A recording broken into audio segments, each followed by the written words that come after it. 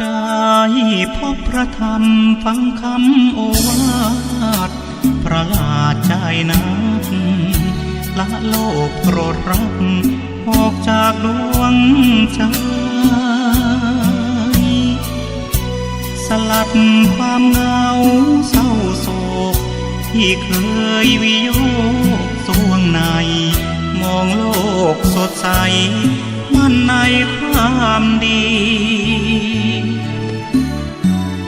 ก่อนนี้เคยซึมเคยเหงาเศร้าโศกอยู่โลกมายาสร้างแต่ปัญหาชอกช้ำชีวิตดังเหมือนกำแพงขวางกั้นสวรรค์ไกลตาริบหรี่โชคดียังมีแสงเทียนส่องใสเสียงพระธรรมพร่ำสอนอวยพรให้โชคคลื่น FM 96ช่ำโชคชาชุ่มจิตใจให้คลายเศร้าหายเหงาความโศกมองไม่โศกซ้ำโศกซ้อนโศกย้อนโยกใจธรรมะสอนให้เห็นทางสวรรค์ไม่ขอ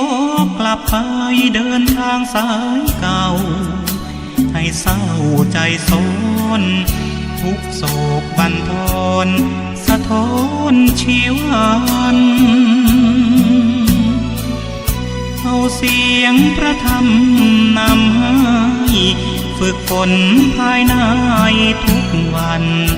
หลวงพ่อสร้างฝันให้เดินตามรอย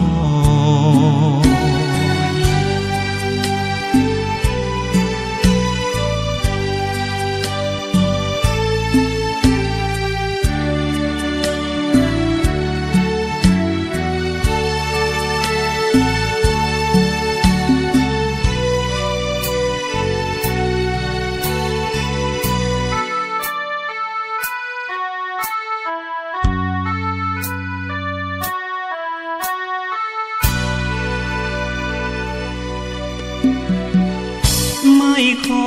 กลับไปเดินทางสายเก่าให้เศร้าใจซ้อนทุกโศกบั่นทอน